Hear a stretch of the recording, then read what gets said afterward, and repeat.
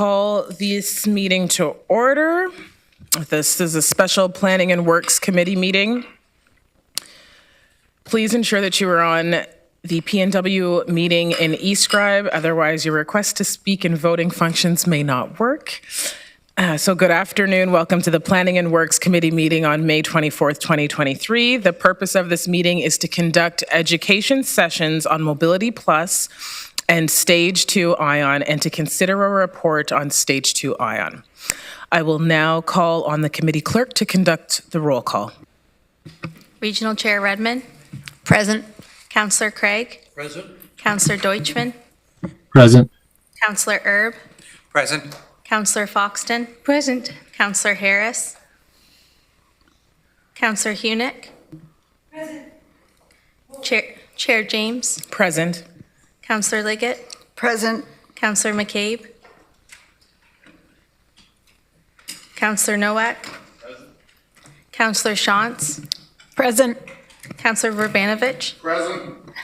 Councillor Wolf. Present. And Councillor Williams and Councillor Salonen will be joining us later. Perfect, thank you. I would like to acknowledge that the land in which we gather in today is the traditional territory of the Haudenosaunee, Anishinaabe, and the Neutral people. We acknowledge the endearing presence of the Indigenous people with whom we share this land today, their achievements and the contributions to the community. Item 3, are there any declarations of pecuniary interest? Okay, seeing none. Madam Chair. Yes, go ahead. I was so excited about having a paper agenda, I forgot my computer. So I'm going to be raising my hand, just so you know, okay?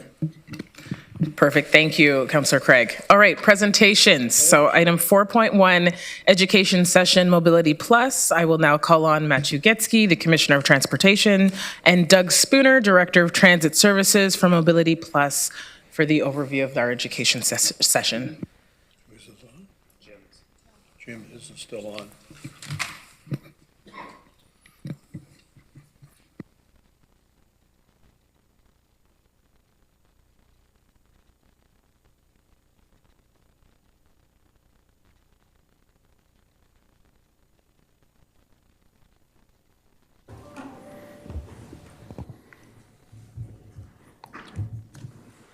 Thank you, Councillor James.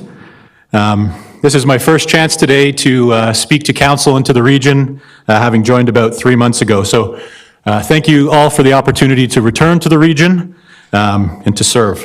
This is a great place to live, and I'm excited to have my family back here. I also wanted to start by telling you I've joined a great team, and we're one with an important job that we take great pride in. But with that, last week we lost one of our teammates, Steve Halfyard, and I know the flags and regional buildings are flying at half-mast, so I just wanted to take a moment and share our condolences with his family and friends on behalf of GRT. He was a great teammate to us and will be missed. Today I'm joined by my colleagues, Neil, who oversees our operations, Ken, who works with Neil to manage the day-to-day, and Pat, who oversees our marketing, communications, and customer experience. So as we work through the education session, if there are questions, I'll be happy for my team to join me in answering them. And I'm excited today to talk to you about our Mobility Plus service. This is a service that provides transit options to members of our region with an accessibility requirement. And as we try to do always, we align with our mission for Mobility Plus, which is that all eligible riders have safe, reliable, and timely access to the family of services to travel to their destination within the region of Waterloo. The family of services in this case for our Mobility Plus users includes conventional transit, bus and LRT, service on Mobility Plus vehicles and in taxis, as well as our Taxi Script program. So our service across the region is not delivered in a consistent manner. We do work with partners in the township, so there's a variety of delivery models. But the service does allow for our customer to bring along with them a support person or a travel companion in the online booking, but also, if called in and we have capacity, to accommodate additional guests. You can see there through the service overview, we provide this service on a variety of vehicles. and that there is a process of application to get in, which I will speak to more shortly if we advance the slide. A quick overview on fleet. So this is the Mobility Plus fleet. You can see there we have 35 vehicles currently across two different types, a lift bus and an ARBOC low-floor bus. These ARBOC buses are our newer model, which was approved by Council in 2019. The reason for this change was that you can see if you look at the photo on the left and can imagine that lift requires a significant amount of maintenance as well as overhauls at frequency, whereas the ramps are easier to use and consistent with boarding our conventional service. And I'm sure we'll talk about the fleet more shortly. Moving to the next slide, the application overview. So I will tell you, eligibility for Mobility Plus service is growing. It was traditionally focused on physical accessibility requirements, but it is growing along with the AODA to include cognitive, sensory, mental health, and other. So our demand for this service will be growing over time. The application stage is a challenge. It represents a functional assessment. And so we do ask our users to complete a fair amount of paperwork, either online or in person. And the reason to ask the user to do that is that the other way to do it would be to have a medical professional complete it. And so we're trying to expedite and move at speed to provide service to our customers quickly, but appreciating that an application process is not consistent with how most of our transit users in the region access the service. If we keep going to the next slide. So the way that this service is provided is an on-demand service. We have a software program that takes subscription trips, so those that are booked in advance, and assigns those on the day. We also have a team of reservationists who then captures the on-demand trips and add them into the itinerary and adjust as necessary. So you can imagine this is quite a challenge where you have a software program producing an itinerary the day before and then adjusting on the day of.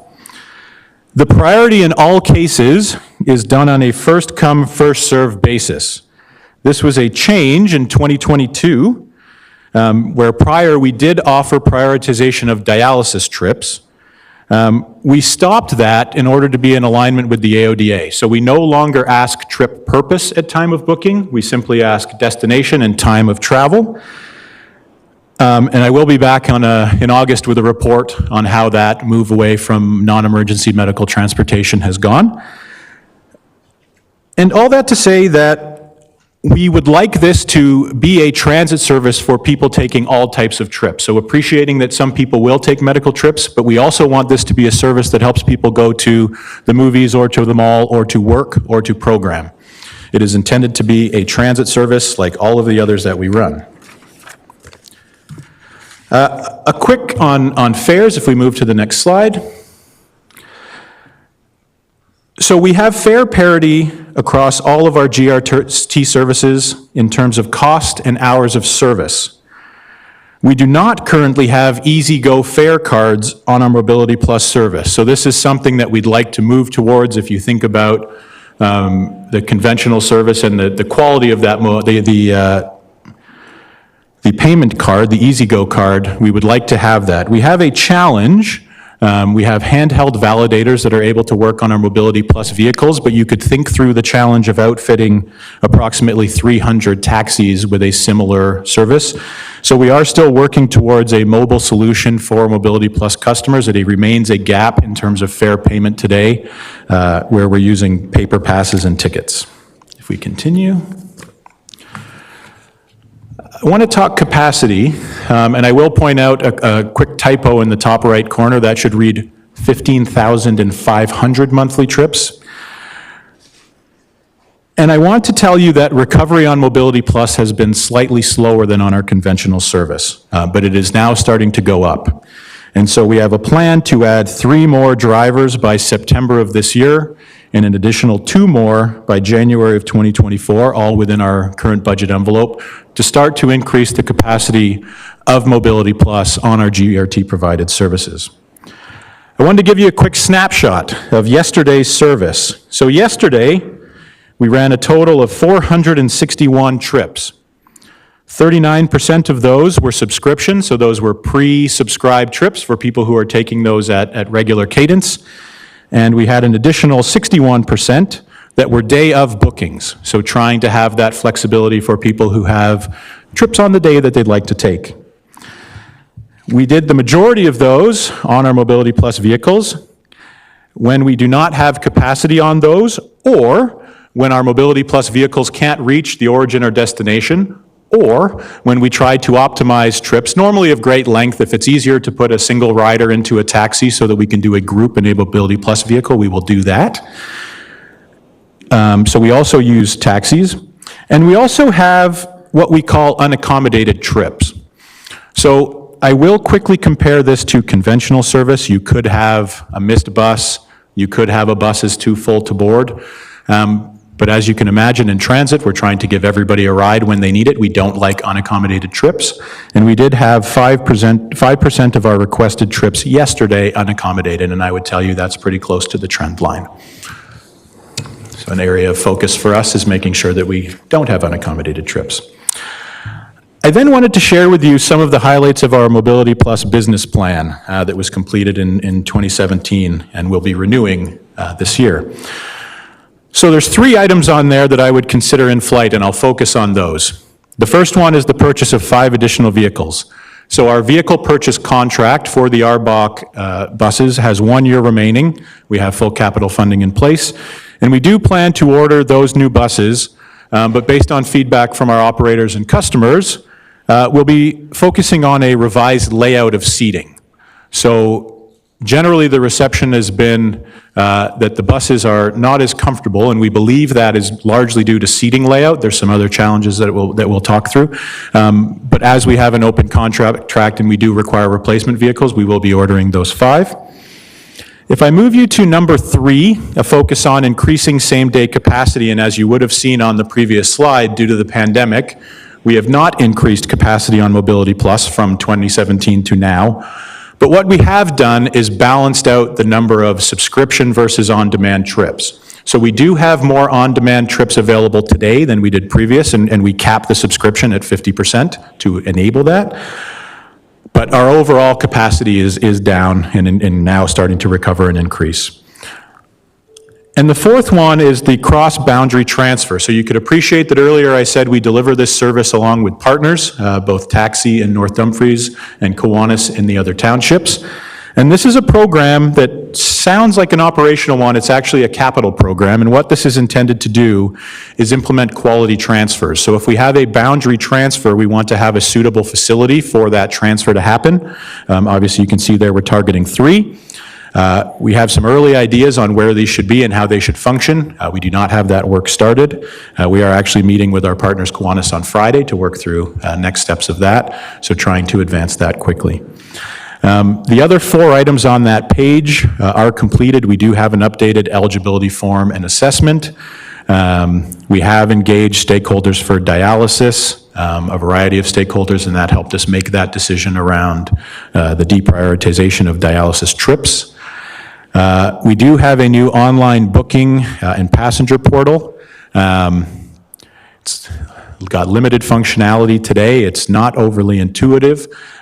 We are a continuous improvement organization, so often our first step is minimum viable product to get something that can be used and then improve upon it. So we do have a software renewal project underway right now specific to Mobility Plus.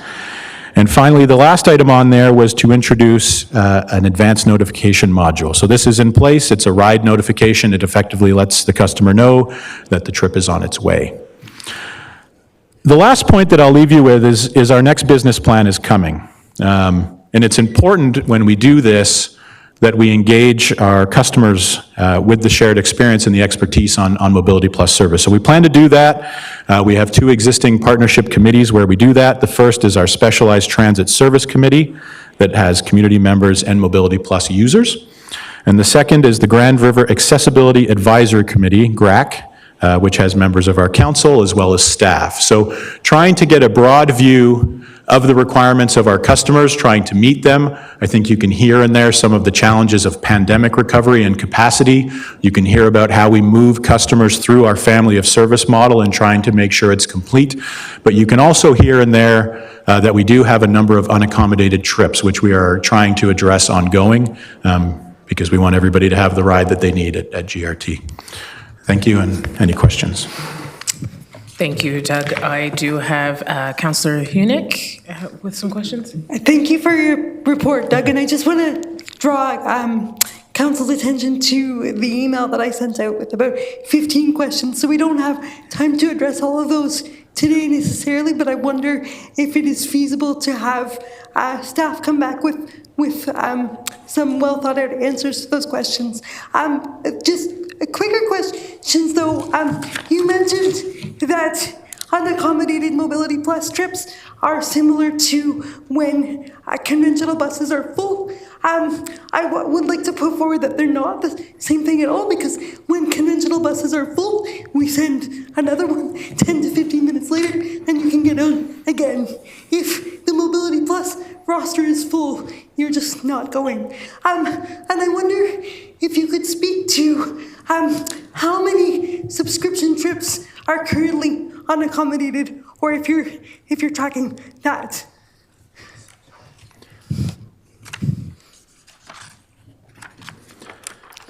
Through the chair, Councillor Hunick, first of all, thank you for your question today, and thank you for your ongoing advocacy and partnership. You're making the Mobility Plus service better every day as a user and an advocate. Very good question. I will come back to you. I do not have that in front of me today in terms of the split of the 5% of unaccommodated trips, which ones were delivered through on-demand or subscription. I understand that we do not have full accommodation of our subscription requests today. Go ahead. Well, the reason that I mentioned that is because I don't think reserving 50% for on-demand or daily bookings, as you say, is the solution. Like, basically then, we're unaccommodating people on both sides of that, which I don't think is workable. Another quicker question for you is, you mentioned that there are 35 buses in the Mobility Plus fleet. At peak times, can you speak to how many of those buses are operational? Yeah, very good question. So, and through the chair. So yesterday, if I refer back to yesterday, because it's a good anchor point for me, so 35 buses in total in our fleet. Yesterday, we rolled out 26 of those buses. So there's a number that are in inspection and repair, but 26 available on the day yesterday. Right, okay. So just so the community knows, the full 35 are not operational. Correct. And then, lastly, I know that there have been some unexpected challenges with the new buses around a variety of issues, and I wonder if you can speak to how, like, you spoke to the fact that we're buying more of those, so how are we addressing the challenges in the meanwhile? Yeah, through the chair, very good question again. So the ARBOC buses represent a change management challenge for us at GRT. They, quite frankly, haven't been received well by our customer base, and there's a number of challenges, Councillor Hunick. The first is the boarding ramp. So the ramp, when deployed to a curb, is at a grade that is pretty comfortable. The ramp, when deployed to the ground, is at a significant grade, as well as at the top of the ramp. There's a bit of a bump there that causes discomfort. The next area I'd go to is seating layout. So in the lift elevators, the ambulatory positions were at the front and the wheelchair positions were at the back. That has switched in the ramp, and so noise, vibration, and general comfort are the challenges that we're facing. So what we're looking at is we can't obviously decide on the buses. They have consistent suspension with our previous buses. They should be, and again, I'm not a user, so I don't speak for users. It should be as comfortable. We understand it's not. And so what we're hoping to do is engage the committees that I spoke to you about to work on seating layout. So as I said, we have 1 year left on this contract. We do need to replace existing buses, but then we'll be revisiting that decision on lifts versus ramps. Okay, so thank I you. want to give Actually, Councillor Hunick, there's Yeah. quite a few people in the queue. Yeah. But I do want to acknowledge your questions that were sent yesterday. And I think if that's okay with you, just to be clear that we're going to have staff come back and respond to what you've identified. Thank you, Councillor James.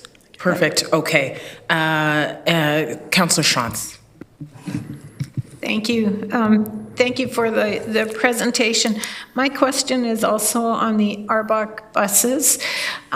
What's the turnaround time to purchase those? From date of contract or from date of order? Order. Through the chair. I don't have that answer right in front of me. I can, more than a year. Yeah, so we will be with the ARBOC buses, both in the fleet and the new order. You get roughly a 10-plus year life cycle out of a bus. So we are committed to the ARBOC buses for a while. And I know that there have been concerns, Kiwanis Transit has expressed concerns too with the expectation of using those buses. So if the city users and the rural users are not comfortable with them, can you speak to why they're better? Through the chair. So I could tell you that our belief upon procurement was that they were consistent, neither worse nor better. Now learning that we have a tremendous amount of customer feedback that would suggest that they're not serving the needs of our current customers. So the things that we can do are adjust seating layout. We can't do work on the suspension. We can't do work on the airlift systems. So we're trying to make the best of the buses that we have. And responding to our customer feedback. That's the best we think we can do at this point. But going forward, does it make sense to continue, and I know nothing about buses, does it make sense to continue to purchase those, or should we go to some other style of bus or go back to the buses that we were using?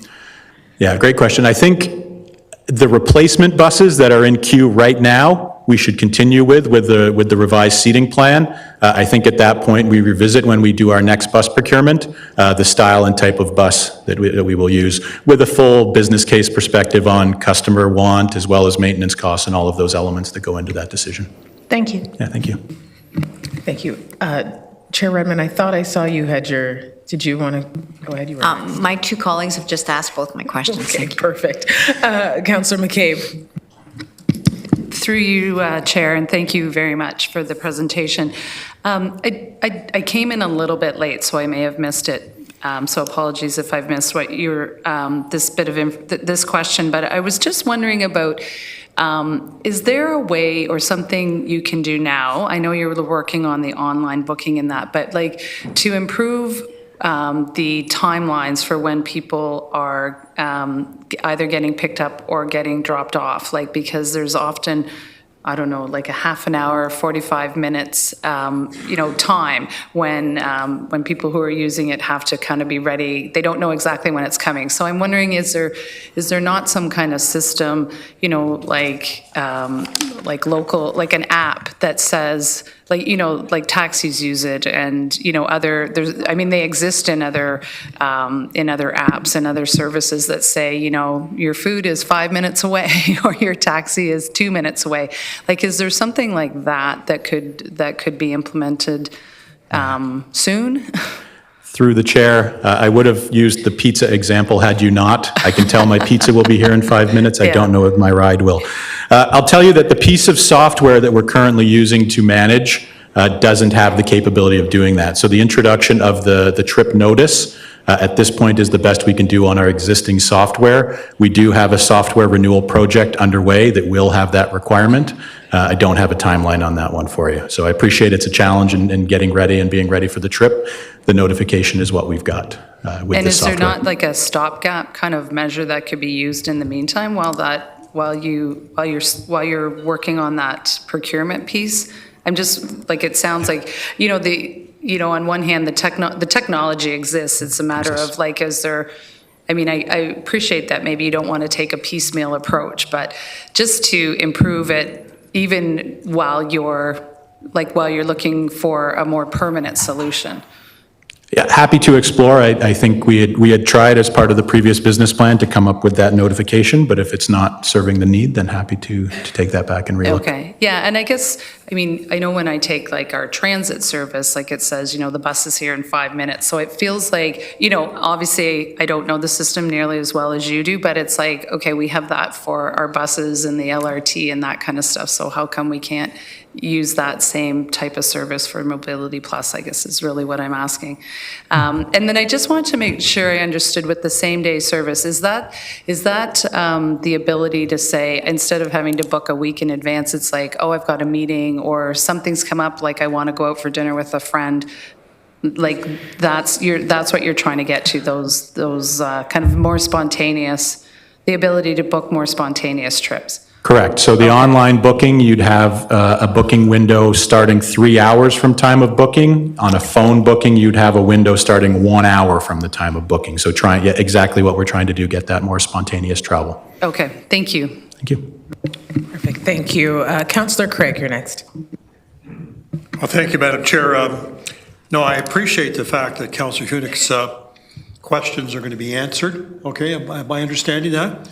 And if I may, Councillor, I'd like to just say to Councillor Hunick that I really appreciated the paragraphs that she sent to all of us, because I thought they were insightful, the questions, and it took me to another point of view I would never have considered.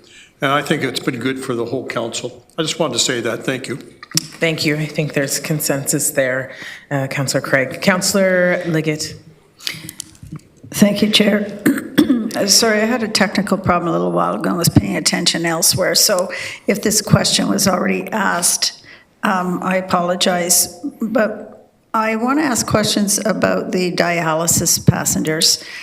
I recognize that we've just started it up again from, I think we stopped it in 2020, according to what you said. Why do we have a waiting list for people to be able to use Mobility Plus for such a vital service for them? It's life-threatening for them. And is that a historical problem? And what are we going to do to fix that? Through the chair, I'm going to try and split your question into a few areas. So dialysis prioritization was stopped. It has not resumed. It's an AODA element where we do not ask trip purpose. So we do not any longer prioritize dialysis trips. We are not a replacement for non-emergency medical transportation services, appreciating that some people do use transit for that purpose. But that is not what we're doing. And as I mentioned, I'll be back in August with the results of that change in that work. The next is the waiting list. So the waiting list exists for addition to our subscription service. So Councillor Hunick, again, I'll appreciate the challenge of is 50-50 the right mix of on-demand and subscription, and we'll continue to look at that. That is the answer, is that we're trying to keep capacity for those spontaneous trips on the day by limiting the number of pre-booked trips. And so that's the answer to a waiting list, is that it is a waiting list for a subscription trip so that we can keep on the day availability. Sorry. Councillor okay. All right. Go ahead, Councillor Hunick, you're next. Thank you, Chair James. And I think the ratio that we should be shooting for rather than 50-50 is 100-100. But maybe I live in an ideal world. I just want to point out, it seems like the issues with the RBOC have been portrayed as passenger comfort. And I want to point out that the issues are much deeper and much more significant than that. I can't get into it right now for technical reasons, but it's bigger and more important than solely passenger comfort. Thank you. Thank you. Councillor McCabe. Thank you again, through you, Chair. Just wondered if you could, because we recently had a GRT strike, and grateful that our team who operate those systems are back, and I appreciate the service that they offer.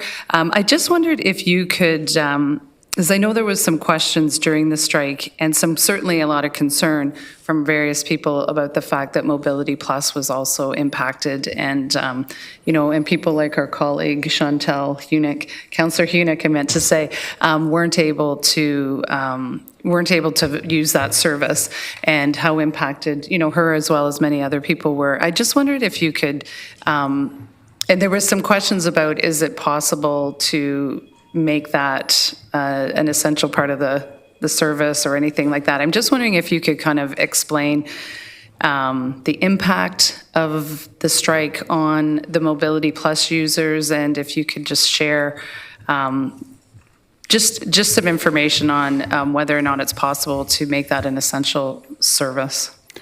Yeah, thank you for the question through the chair. So again, I'll lead with a quick thank you to our taxi partners who, as many of you know, provided tremendous support during the labor disruption. We too at GRT are happy to be back and running full service. In terms of the impact on our Mobility Plus customers, it would be correct in saying that impact is disproportionate.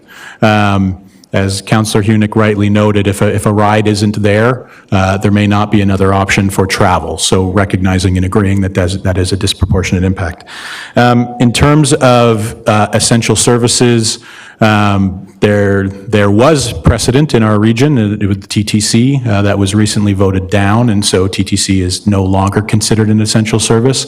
It's not something that I believe we will pursue at GRT. We will have plans for hopefully never future labor disruptions, but it will be in partnership with taxi companies and our other providers who can fill in some of the gaps. Obviously, you can't replace the capacity that you get with 35 or 23 vehicles on the day. Thank you.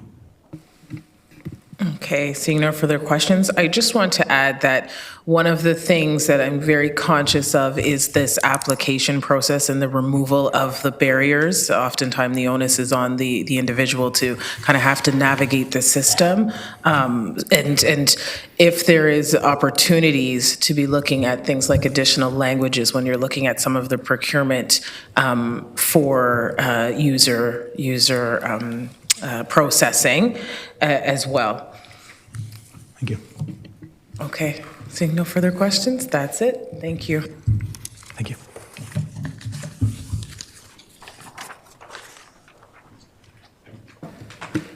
Okay, we are moving on to 4.2, education session, stage 2 ION. I'd like to call on Matthew again, and Matthew O'Neill, Manager of Rapid Transit Coordination for stage 2 ION, to do the session for us. Thank you.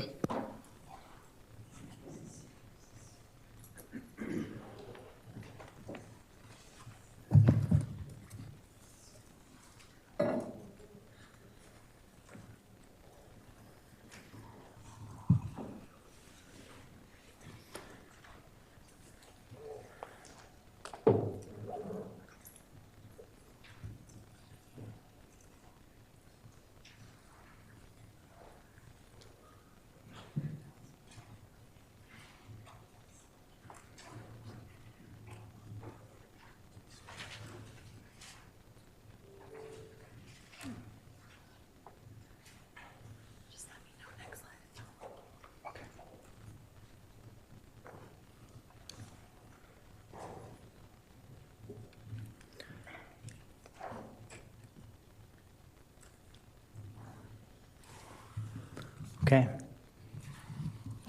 You ready to roll? Now is this it's going to be working? Give me a moment. Does this work? Excellent. Thank you. Okay. Good afternoon, Council, and through you, Chair. Thank you for taking the time to consider the Stage 2 ION project. I grew up in Cambridge. I'm a Cambridge resident. I'm very passionate about this project and bringing LRT to Cambridge. And I've been working on this project since 2015. This presentation will briefly revisit some of the history of rapid transit in the region. It's worthwhile to go back in time so we have a shared understanding of what rapid transit is, what it's intended to achieve, what the benefits are, and how we compared costs and benefits. I will summarize how we picked the technology and touch on how and why LRT has been staged. get the clicker going here. This presentation will also summarize the work on stage 2 to date,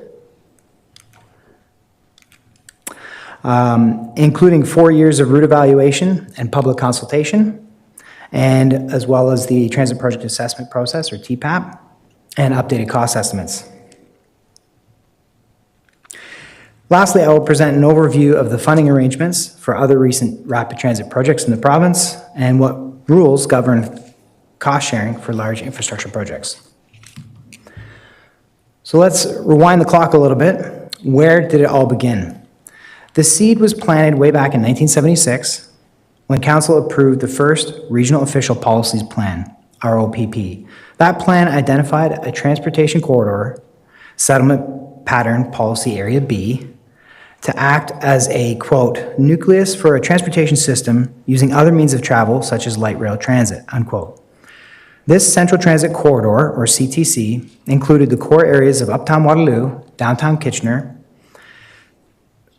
the Preston Core, Coronation Boulevard, and Downtown Cambridge.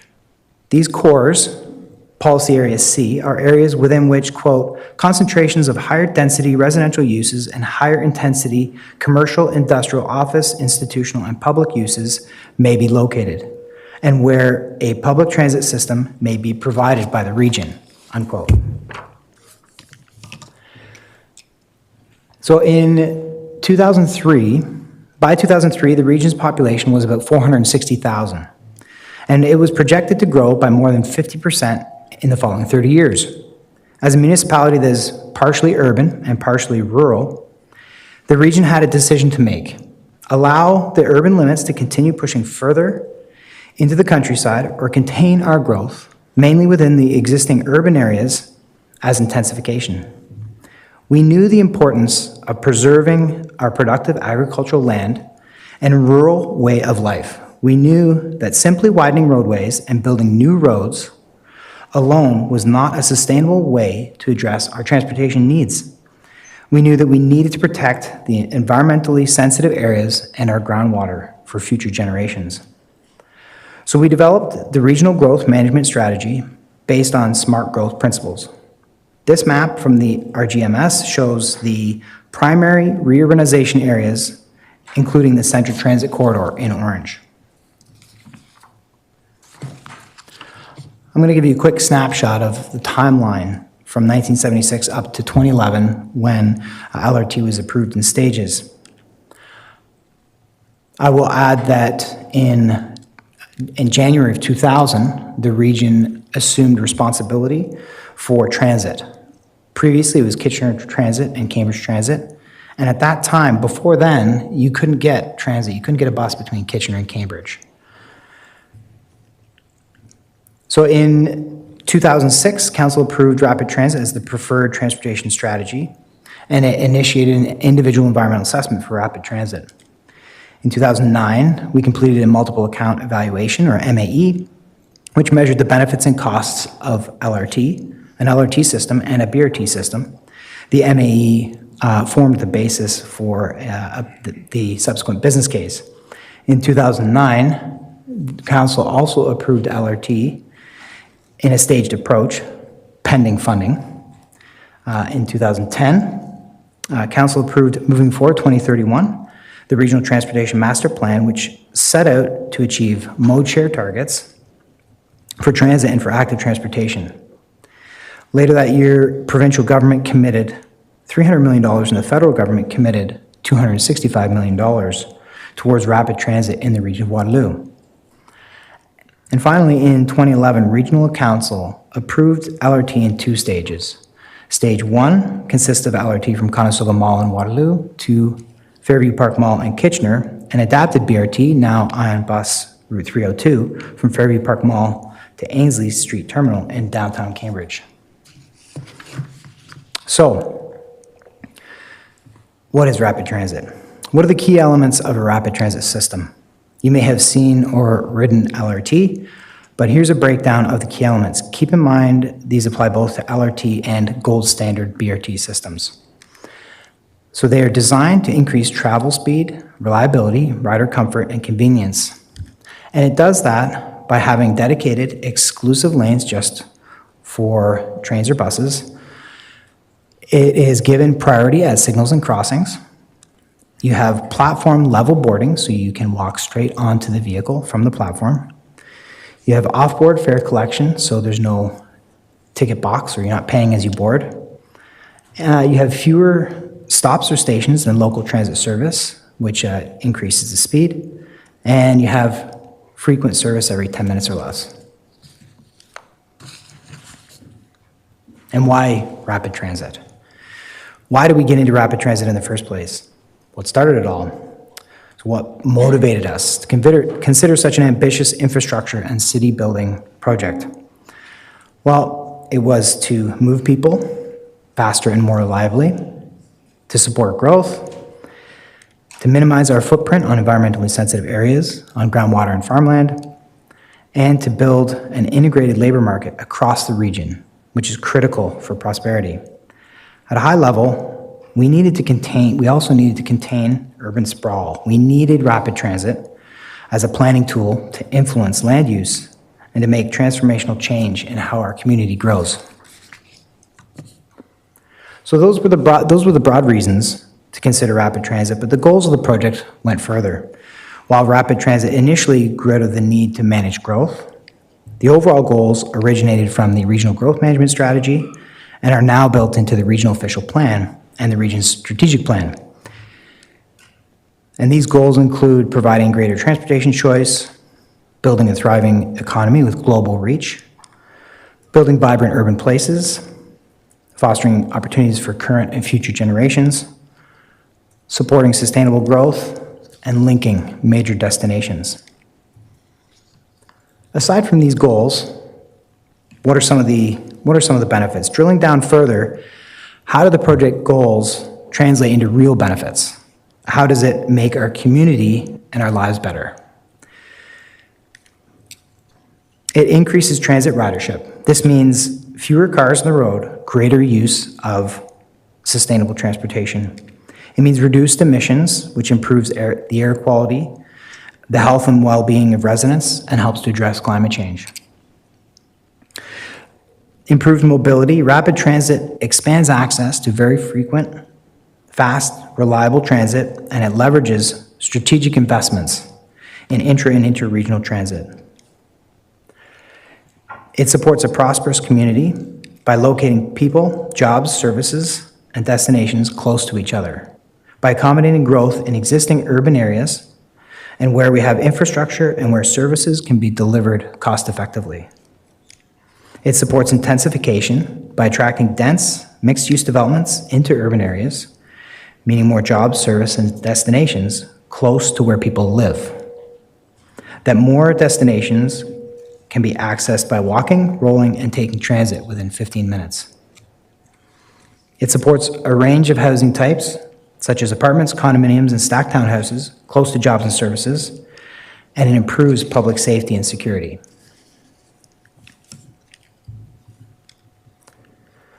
So what about rapid transit and development and growth? Rapid transit is by no means a magic wand that we can wave to make transit-oriented development suddenly appear. A 2013 analysis of 21 North American transit corridors, including Ottawa, found a range of development outcomes for BRT and LRT systems. The study found that both BRT and LRT can result in many times more transit-oriented development investment than they cost. So we've seen this with our ION system, which cost less than $1 billion, but resulted in more than $4 billion, about $4.6 billion so far since 2011, in building permit value within the Central Transit Corridor. Getting higher density, mixed land uses, and transit supportive developments requires three main keys to success. First, municipal support. Municipal support for transit-oriented development. We have seen that for stage one with the regional official plan policies, development charge exemptions, brownfield incentives program, and transit supported parking policy. The second, rapid transit needs to be located in a strong land market which means urban areas and city cores where we have density of people and jobs, along with demand for residential units, office space, services, and more. And the third key to seeing growth and development in a transit corridor is maintaining a high degree of service. This means dedicated lanes, frequent service, fast travel times, and improved passenger amenities. So as part of the Rapid Transit Environmental Assessment and study, the region did a transit technology review just to understand what are the options for rapid transit. What could we consider? If you go way back, we looked at everything from, that included even streetcars and monorail, but in the end, landed on a comparison between BRT and LRT. So following the growth management strategy, the technology review, it found that LRT delivers greater benefits. LRT has higher capital but lower net operating costs than BRT. LRT has greater potential to attract transit ridership. LRT and BRT are both recognized as a planning tool that supports and encourages the development of more sustainable land use patterns. BRT can use different fuels, diesel, hybrid, or electric. BRT is better suited to future expansion and system changes because they're not fixed to a rail. If we look at a number of systems in North America, we find that on average, operating costs per passenger kilometer for LRT systems is lower for LRT systems is lower than for BRT systems. This is primarily because LRT has higher passenger capacity per vehicle and per operator. But BRT, on the other hand, BRT has lower operating costs per vehicle revenue hour, but BRT needs more vehicles to move the same number of passengers when it's operating at capacity. So this table presents a rough guide to the capacities of different transit types as passengers per vehicle or train, passengers per hour, and average daily ridership. These are not fixed limits and depend on which vehicle you choose, the frequency you operate at, and the system design. These numbers vary because buses can come in standard length, carrying 55 passengers, or longer articulated versions carrying 80 passengers. There are even extra long BRT vehicles with tube ends called bi-articulated that can carry up to 150 passengers. LRVs, light rail vehicles, can operate as a single unit carrying up to 200 passengers, or double the capacity by coupling into a two-car train with a single operator. The capacity for passengers per hour depends on the frequency of operation. For example, a regular bus every 10 minutes, or 55 passengers 6 times an hour, gives us a maximum capacity of 330. An LRV running two-car trains every 2 minutes, much more frequent than we are now, so maybe an extreme example, or 400 passengers 30 times an hour, gives us a maximum capacity of 12,000 passengers per hour in the peak direction. The ability to accommodate daily ridership depends on the vehicle schedule, system design, and then how many trips occur during the peak period. Local bus routes can handle between 3,000 and 15,000, BRT 7,000 to 64,000, and LRT 17,000 to 170,000.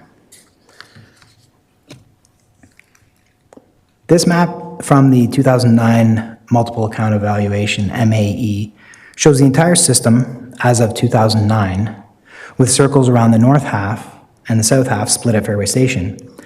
The MAE compared the benefits and costs in various categories or accounts.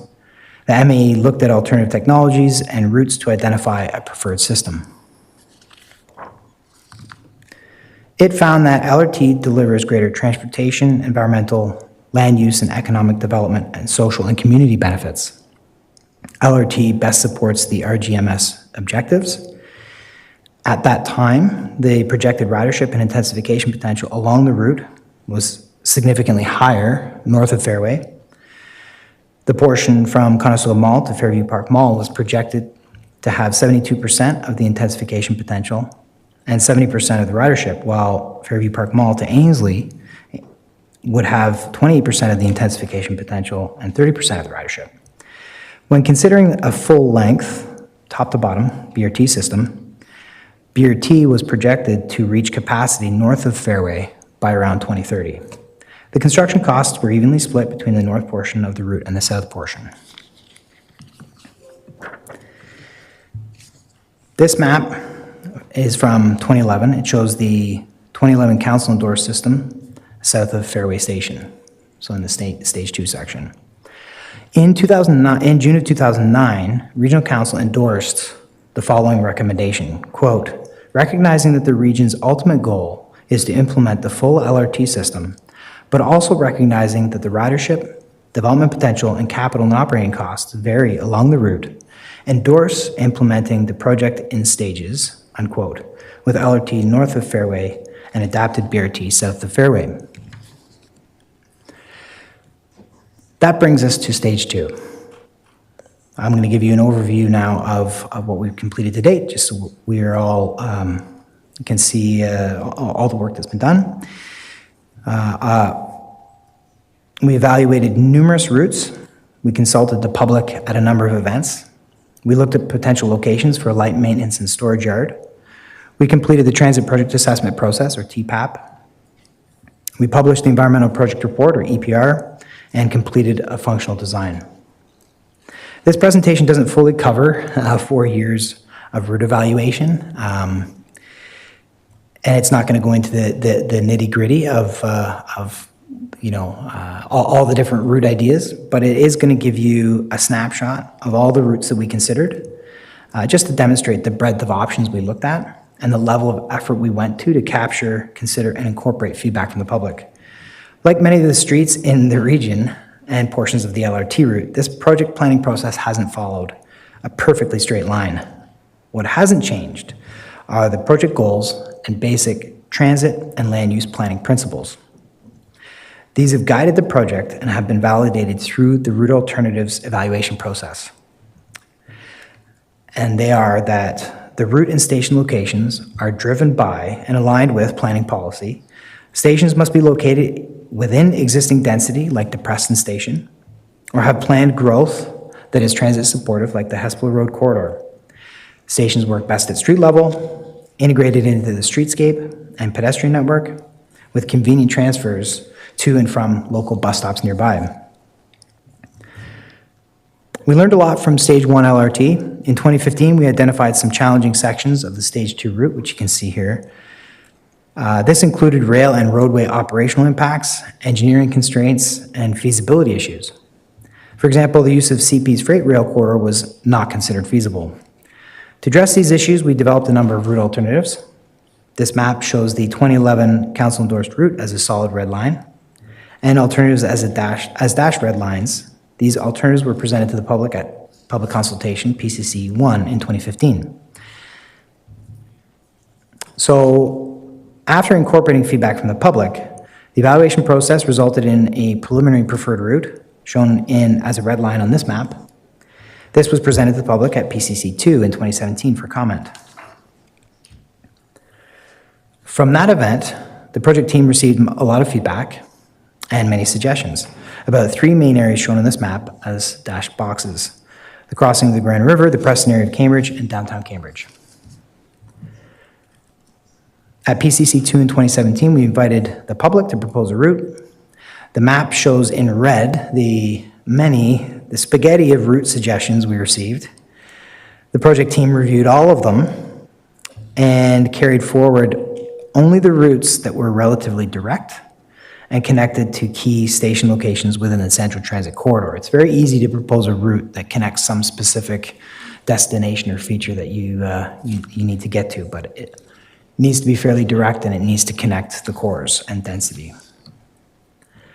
So based on feedback from the public, the project team took a closer look at the route through Kitchener and North Cambridge. On this map, you can see the route alternatives and segments that we evaluated further. So there were a lot of them. We exhausted every idea we could come up with. And in one case, we even ended up carrying a portion of the route that was suggested by a member of the public along the CP spur. So it was a valuable exercise. In South Cambridge, we evaluated on-street and off-street alternatives along Beverly Street and 3 different terminus locations, T1 at Ainsley Street, T2 on Bruce Street, and T3 on Wellington Street at Concession.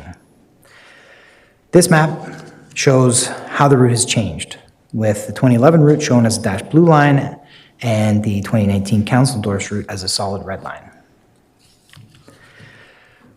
Here we can see a map showing the preferred route with some of the major connections to GRT's iExpress service, as well as connection to inter-regional transit, so GO Bus. We have some key GO Bus stations, and then potential connection to future GO Train that is currently being studied, shown here at Pine Bush. So the extension of LRT isn't just about getting around the region, but also leveraging major investments within the region, but also outside the region.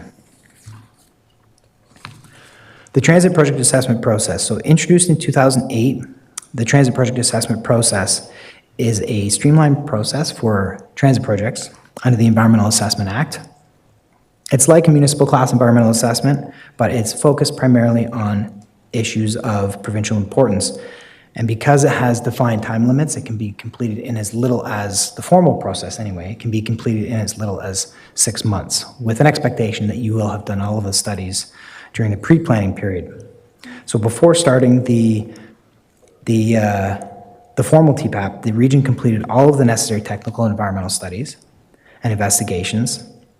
We formally commenced on December 2020, at which time we published the draft Environmental Project Report, or EPR, along with a narrated video presentation describing the project and summarizing the approvals process. In April of 2021, the region published the Notice of Completion of EPR, kicking off the formal public review period, followed by the Minister's Review period. By June, we received a Notice to Proceed from the Minister of Environment, Conservation and Parks. On to cost estimates. The region has retained a very specialized cost consulting firm to provide a Class 4 cost estimate with an accuracy of -20% to +50%. And that is based on the level of design we have at this time and the level of investigations and field work we've completed. The estimated cost to build LRT along the council-endorsed route from Fairway Station to downtown Cambridge is $2.72 billion. That's in 2022 dollars. So that's roughly the cost to build now. And since things cost more to build in the future, we can expect cost escalation to add another estimated $1 billion if constructed from 2030 to 2035.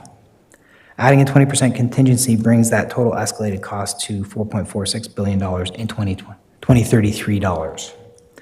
So that is in future dollars. With the capital cost, within that capital cost is property acquisition, and that's estimated at about $200 million. That's today's dollars. It's difficult to project what properties will do in the future, and that's for about 40 full buyouts and 210 partial acquisitions. The average annual cost to operate, maintain, and rehabilitate the system and the vehicles is estimated at about $22.6 million in 2022 dollars. That does not include cost escalation. That is a more complicated calculation as well. So what's in the capital costs that I've quoted for you? So it includes infrastructure, vehicles, property, owner soft costs, so project management, project development, design, consulting fees, legal costs, things like that. It includes cost escalation and a contingency of 20%, which is based on industry practice for a project at this phase. What does it not include? It doesn't include financing costs, short-term and long-term, costs for local bus service increases, which is really critical for project success, where you need to have a spine, but you also need to have a bus feeder system, bringing people at high frequency to LRT. It doesn't include cost escalation beyond a 2030 start, so we're still a ways from really having a really clear idea of project timelines. Ultimately, the cost escalation will have to be revisited, and then costs to transfer risk. So this was not intended to be an exercise in estimating what a bid is going to look like. So increases. these numbers are more than stage one. So those capital costs are more than stage one for various reasons. Our current estimate is in 2022 dollars and escalated to 2033. Stage one, all those numbers have always been in 2014 dollars. Construction costs have gone up since stage one was built. We have some challenges with stage two that we didn't have for stage one. We have a significant length of bridges and elevated track. The physical challenges, rivers, freight rail, having 3 kilometers of bridges and elevated track really contributes. Here you can see on a map the route shown in red with blue sections showing the locations of bridges and elevated track. The total escalated costs into future dollars for structures is estimated at around $600 million of the total project capital costs. Now, as for operations, maintenance, and rehabilitation, this is a table listing the estimated costs to operate, maintain, and rehabilitate the full stage 2 ion system, all numbers in 2022 dollars and in millions. So the average annual operations and maintenance costs are estimated at $18.6 million. Rehabilitation or life cycle costs estimated at $4 million annually. This is the additional incremental cost, and it accounts for any synergies and efficiencies of operating one expanded system, not 2 separate systems. So let's talk funding. While it's difficult to speculate about funding opportunities for Stage 2 ION, we can at least see how some other recent projects in the province have been funded. This slide lists how much of the capital costs, or what proportion of the capital costs at the time of budget approval were funded by the local municipality or transit agency. We can see the local municipality has funded about 1/3 to 1/2 of capital costs for projects outside the Greater Toronto and Hamilton area. The 4 projects listed here in the GTHA are all Metrolinx projects with capital costs fully funded by upper levels of government.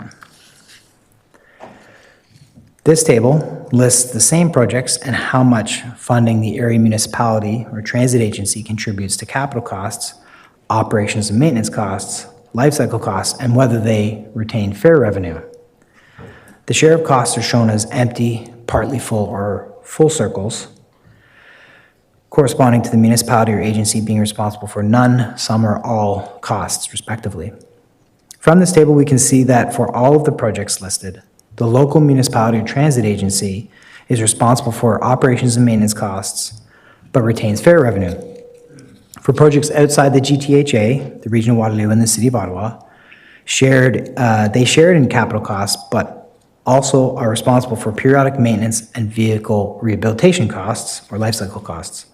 For almost all of the Metrolinx projects in the GTHA, the local municipality or agency does not pay for capital costs or life cycle costs. Now, as to rules for funding, municipal transit projects, where the provincial and federal government provide funding for municipal transit projects or share costs, they have funded capital costs, but not property. This exclusion for property does not apply for transit projects owned by a provincial agency such as Metrolinx. Metrolinx will fund and buy property, but they will retain ownership of the system as well as the land along the tracks themselves, the rapid way. So it would be very different than what we have today, where the region of Waterloo owns the system, owns the infrastructure, owns the vehicles, owns the property. Thank you. Okay, thank you so much for that, Matthew. I have a few councillors in the queue right now. Councillor Hunick. Thank you, Chair. I think as Kitchener and Waterloo benefit from the LRT, so too should Cambridge, and so too should the townships, hopefully, eventually, somewhere down the line. That being said, I have a few concerns around the fact that buses are more weather resistant and able to detour in construction projects. And we are expecting future increasing weather events. And the construction phase is hard, not only financially, but on the businesses that are affected on the line. And so I wonder if you've mentioned a little bit the detouring issue and the construction issues, but maybe you could speak to like weather resistance and pros and cons in that regard. Sure. Through you, Chair. In terms of weather resistance, so what I would say is we have requirements within the project agreement with GrandLink that they maintain operation within a very broad range of climatic conditions. That includes freezing rain. We have had some challenges. Keolis has had some challenges with freezing rain specifically. We have been working with them to address that. But I would say for the vast majority of other conditions, LRT service has not been interrupted by weather, and I expect that we will only continue to improve on that going into the future. In terms of buses, similarly, buses have challenges with snow, with freezing rain, so they're not, uniquely capable of overcoming weather conditions, so they can be affected as well. But that is one consideration of many when looking at trains and buses. In terms of construction, yes, there was disruption. Stage 1 iron was a big project. There was a lot of construction. A lot of the road closures were not only due to installing tracks, but actually moving and replacing pipes that were quite old and needed to be replaced anyway. So it was not just the transit project, but also a major public works project as well in terms of water mains and sewers and utility relocation. So that contributed to things. We made a significant effort to advertise businesses, to work with the local BIAs, to minimize disruption to businesses, to maintain access to businesses, pedestrian access, including signage. We had a lot of communication as to where closures would happen to let the public know. And I think it was, given the size of the project, I think it went fairly well. It was a disruption to the public, acknowledging that for sure. But I think that our team in the region in GrandLink did a fairly good job in the end. Okay, thank you. Thanks. Councillor Foxton.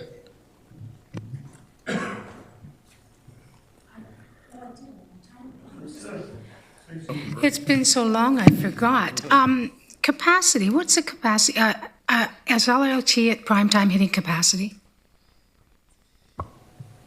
We do have some capacity still. We're not overflowing. We're not turning people away at this point. So we do have some room for growth in ridership.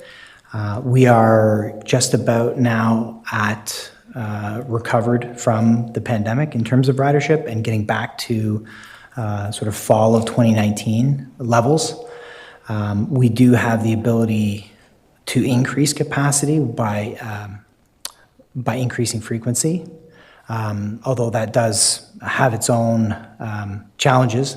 There is ability to increase. If we grow, if we double in ridership within the system now, there is an ability to accommodate. There are ways to accommodate that and address that level of ridership and accommodate it. So what percentage of an LRT at prime time, what percentage would it be filled? Would it be 70%, 60%? Yeah, through you, Chair. That's a good question. I don't have that number in front of me, but I can certainly look into that and provide that. You don't want to ballpark it?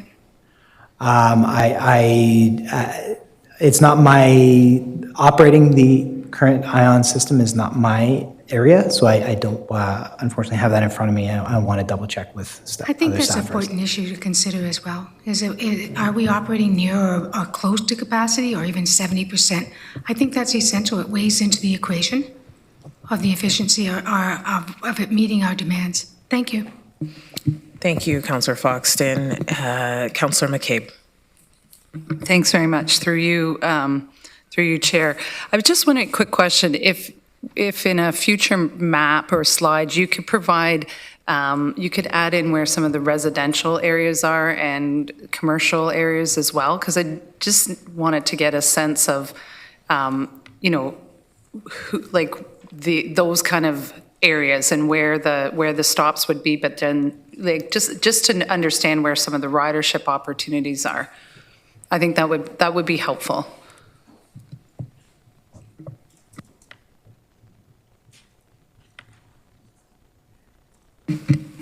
All right, Councillor Wolf.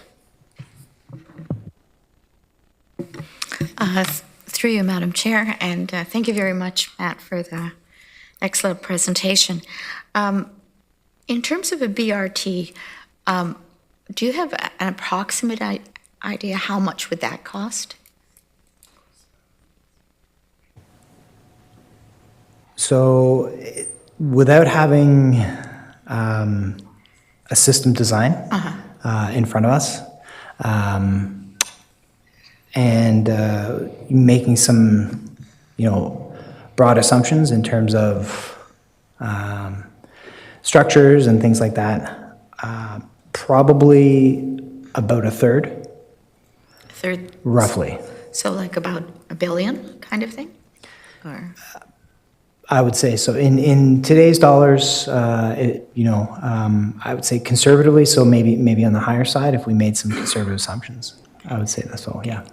And in terms of the difference between, let's say, a designated bus lane or a commuter lane where you have, people with more than two in a car, what's the difference between that and a BRT? Or is there a difference? Through you, Chair, so it sounds like you're asking about an HOV, a transit/HOV lane versus a dedicated transit lane. Is that correct? Yeah,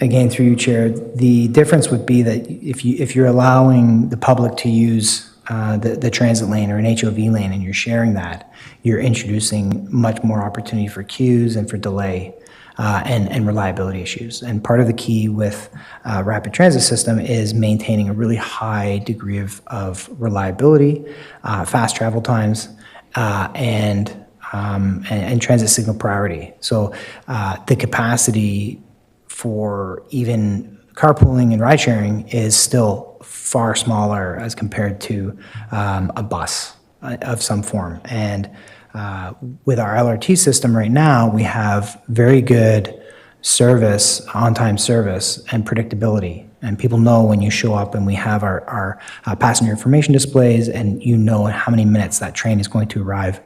And with that system, if we have a delay, when you're operating really efficiently, it's difficult to recover. That affects the entire system. And so it's very important that that transit signal priority is reserved just for transit. It's difficult to implement transit signal priority when you have numerous vehicles in a queue at signals. That's going to affect add delay for other vehicles at intersections. So we want to minimize that delay by reserving that transit signal priority just for transit vehicles as well. Thank you. Okay, thank you, Councillor Wolf. Councillor Craig. Well, thank you, Madam Chair. Just going back, you had a slide showing ridership of the LRT, the BRT, and so on. If I'm trying to understand exactly the carrying capacity, so a BRT as an example would accommodate the passenger range that we have today in the city of Cambridge, would it? Through you, Chair, the buses could be capable of carrying the number of riders that we think we will have.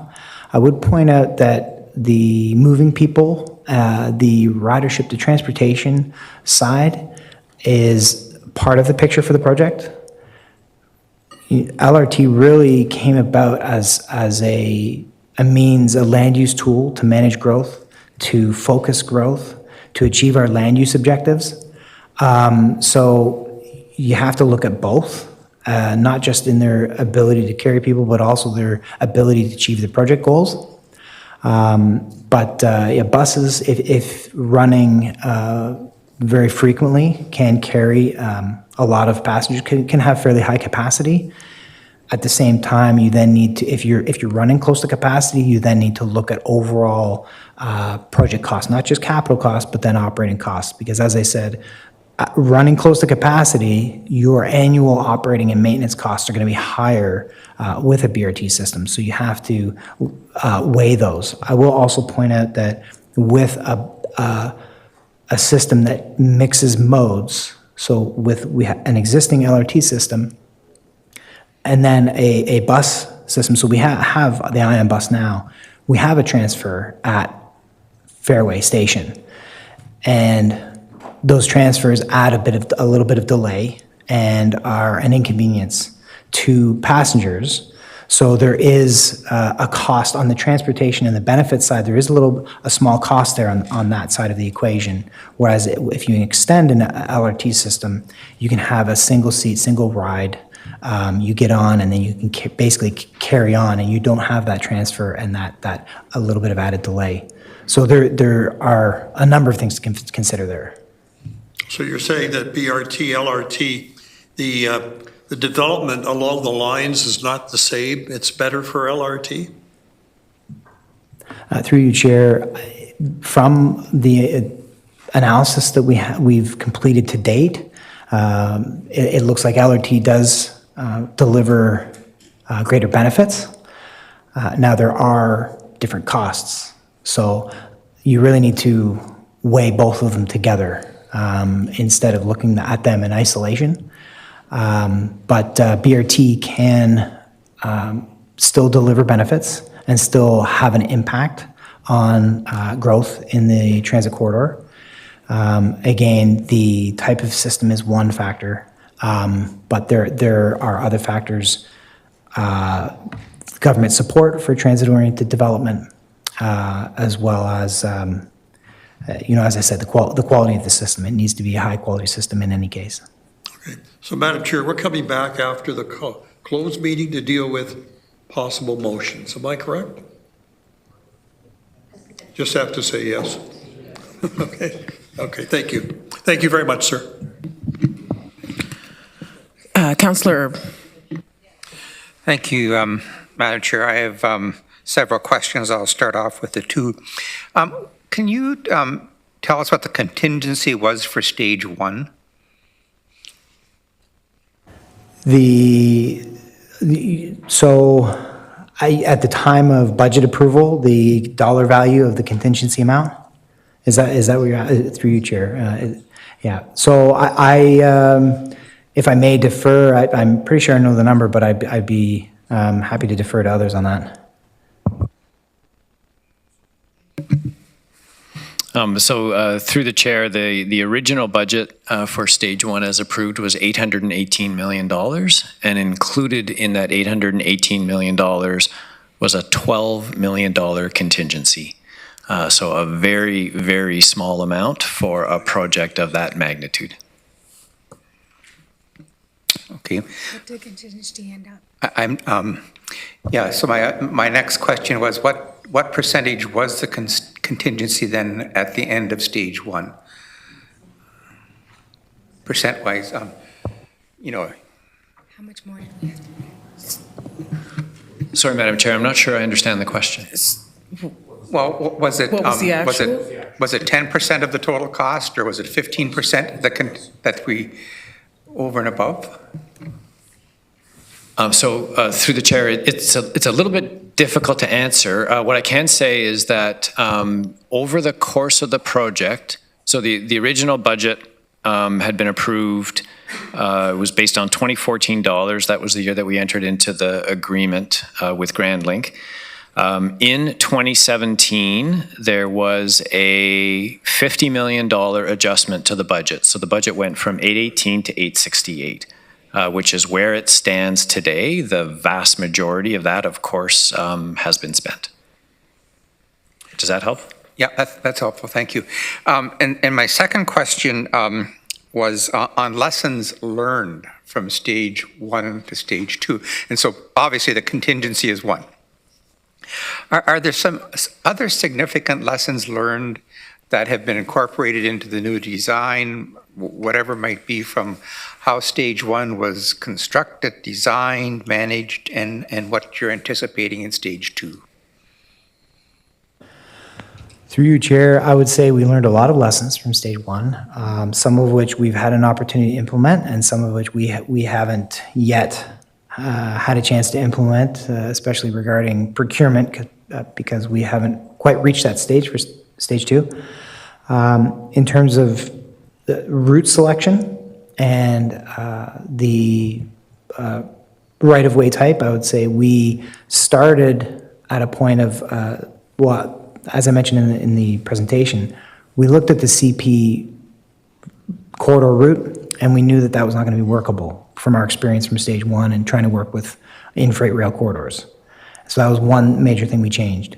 We started from a perspective of having really good, clear corridors, full grade separation, so we had minimal disruption. These were not things that we learned because maybe they're, it's nothing we did on stage one was wrong. I think stage one was a huge success in terms of delivering a successful project for the amount of money that we did, and the level of disruption for a project of that size in terms of properties impacted was very small, and I think it was a huge success in that regard. So for stage two, we started from a perspective of let's have a route, and we can look at the design and tightening things up at a later date. Procurement-wise, I think we see the market going maybe in a different direction in terms of the number of packages that go out and the type of procurement that might be considered. But again, it's very early in the process, and we haven't gotten there yet. We need to look at funding before we get to analyzing procurement. But I think stage one has been very successful, and so it's mostly the lesson is it worked well. Let's do this again. Thank you. Okay, thank you, Councillor. Councillor Deutschman. Thank you, Madam Chair. Just a couple of questions, and I'll come back later too. I just wanted to follow up on Councillor Erb's question about contingency. I think it's an interesting point. If I heard correctly, the contingency was approximately 15 million on stage one. Was that correct? Just to clarify for me. The original, through the chair, the original contingency was $12 million as part of an $818 million project. Right, thank you. So that'd be about 15% of the project cost in that situation. 10%. So through Madam Chair, much less than that. Like 12. Well, you're right. Yeah, significantly less. Yeah, my apologies.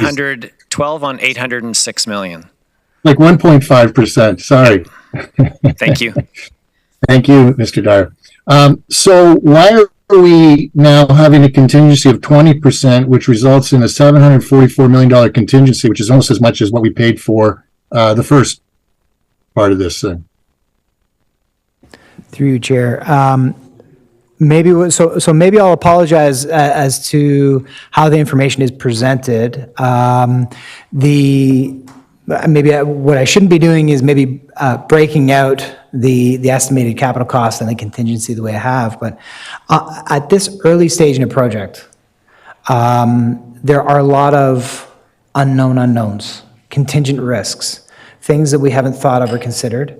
And that can be physical issues like utilities that are going to be more expensive. So there's risk within what's been estimated, but there's also risks outside of that in terms of project schedule, in terms of approvals,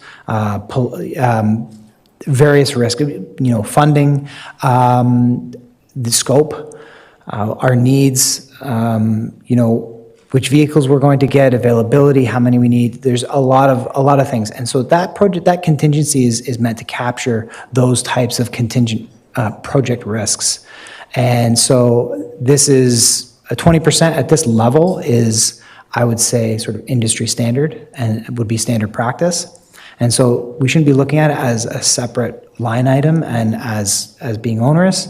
And ultimately, as we crept closer and closer to project implementation, ultimately that contingency goes down and down as we get to 15% design, 30% design, detailed design. That contingency it goes down as you reduce risk and you increase what you know. We don't have boreholes on the project. We don't have a utility investigation completed for this project. We don't have bridge design. So just to give you an example, the cost for structures for bridges is maybe a factor of 2, depending on what type of bridge and structure we're going to use. And that's a function of what the soils are, what the spacing of the columns are. And so that can vary significantly. That's what that 20% contingency is for at this project level. Thank you. So sorry, just to clarify, the contingency is for all of those things you talked about, or more particularly the bridging that you just talked about? Through you, Chair, it's for all of the above, including structures, any unknown unknowns, contingent risks on the project. And so really, we shouldn't be looking at the breakdown to exclude it. It's part and parcel with that capital cost. So just saying from my chair, I mean, I appreciate what you're saying, but that's $744 million, which is bumping this thing to $4.46 billion. So I don't know or what is, safely inflated versus what it's going to end up being. Let me ask you, do we have any information on the transit-oriented development potential along Hesper? Has there any reporting on that? Through you, Chair, there is significant transit-oriented development potential along Hesper Road. So currently it is a very auto-centric area. It is very low density. There's a lot of open space and parking lots. So in terms of the ability for, there's 2 things. That if we're looking at the market and the economic factors, they point in the direction of being able to develop there. I don't want to say cheaply, but relative to other areas with small parcels. We've got very large parcels. We've got low-rise developments that can easily be developed into mixed use, high-density development. We can add residential units in that location. And then if we look at the policy side of things, the region and the city are aligned in terms of really wanting to see that strategic area developed and intensified. And so there is a lot of momentum behind seeing intense development along Hesper Road. And Madam Chair, just to wrap that up, and then I'll finish. Is there a dollar value that we have on that? And do we have enough stops along Hesper Road to properly take advantage of the transit-oriented development? Through you, Chair, we don't have I don't have a dollar value on hand as to what sort of a theoretical built-out condition would look like. That's something that could probably be estimated, but it's really going to be a function of the market and what the market wants to build out there. But we have seen some interest, and we have the policy, especially with the Hesper Road Corridor Secondary Plan by the City of Cambridge. We do have enough stations along there to support intensified development. So I would say, yeah, I think we do have the right number of stations. We have to balance the spacing to get frequent and fast service while also having enough to service the locations. We will have, in addition to the LRT service, we're still going to be running buses in the vicinity so people can still transfer and get to other locations by bus. Okay, thank you. Thank you, Councillor Deutschmann. Councillor Liggett. Sorry, before you go, Councillor Liggett. Matthew, you wanted to add to this? Just through the chair, very short one, just to point to a reference that Matthew just mentioned there, which is the Hesper Corridor Secondary Plan that was just brought to the City of Cambridge Council last week or 10 days ago, which really exemplifies, which shows what the potential of mixed-use intensification around the 3 major transit station areas that are the future LRT stations, what impact it can have along that corridor. So that's we're happy to share it, but that's something we've been looking at in partnership with the REM municipality, and that really sets the vision for the urban intensification around that corridor. Okay, thank you. Councillor Liggett? Thank you, Chair James. One of my questions I'm not able to ask because I just got 5 minutes ago something I requested from May 5th for this meeting, and I didn't get the fulsome information. I'm still waiting for the link for to do with I've got the minutes of settlement, but I don't have the rest of it to do with an OLT hearing that had to do with the LRT as it comes into downtown and the terminus. So I'm very disappointed that it just came to me 5 minutes ago.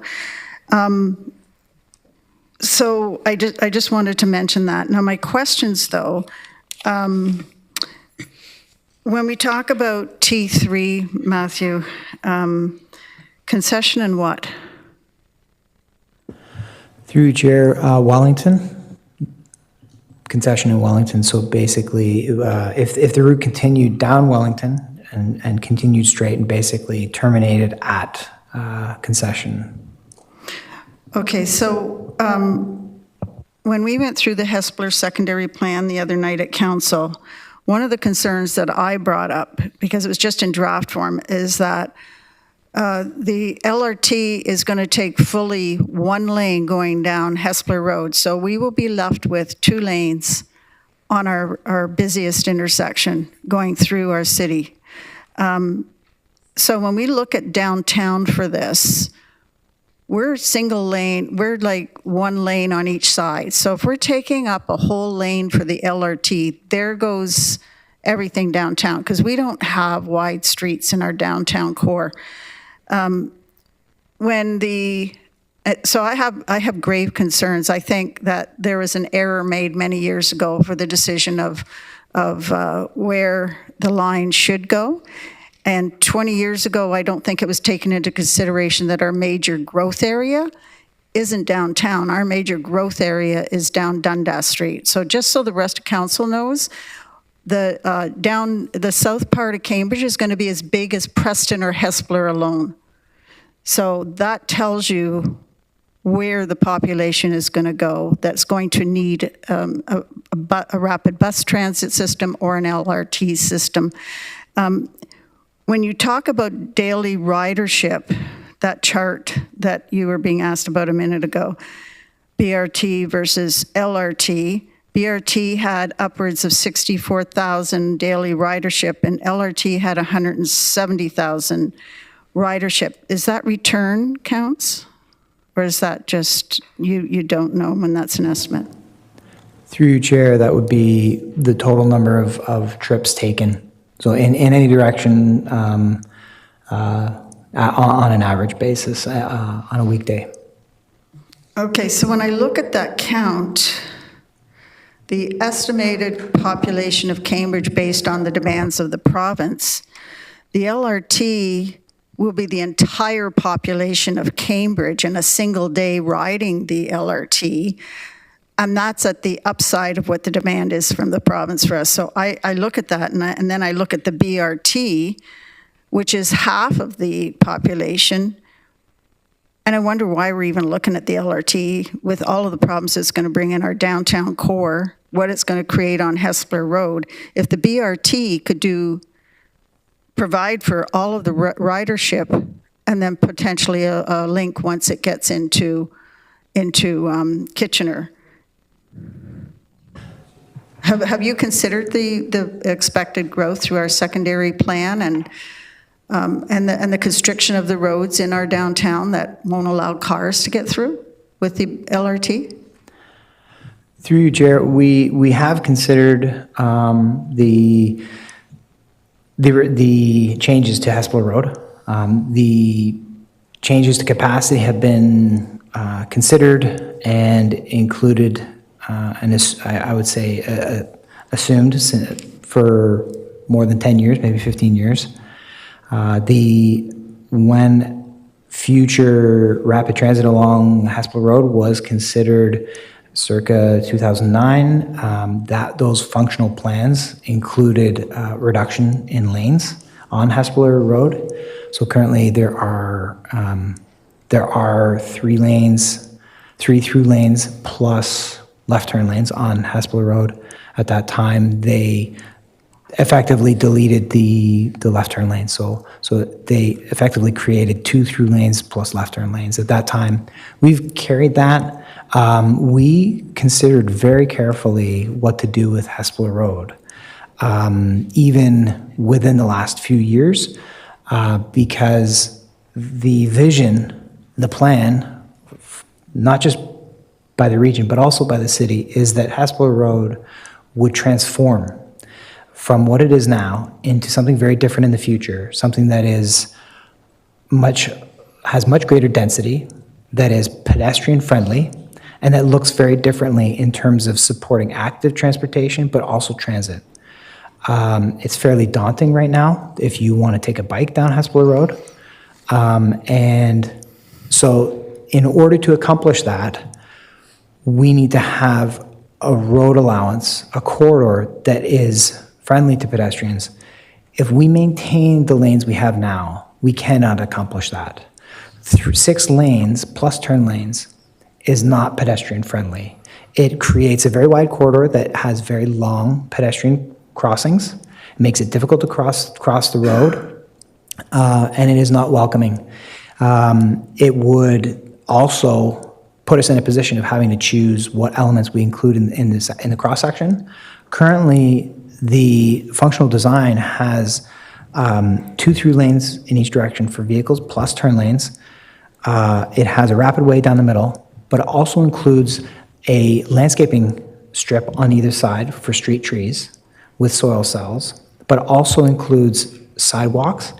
And we have taken a close look, and we believe we can fit cycle tracks on both sides. So we have dedicated cycling facilities separated from the roadway, so not right beside the vehicular lanes, but beside the sidewalk, separated from cars by a landscaping strip.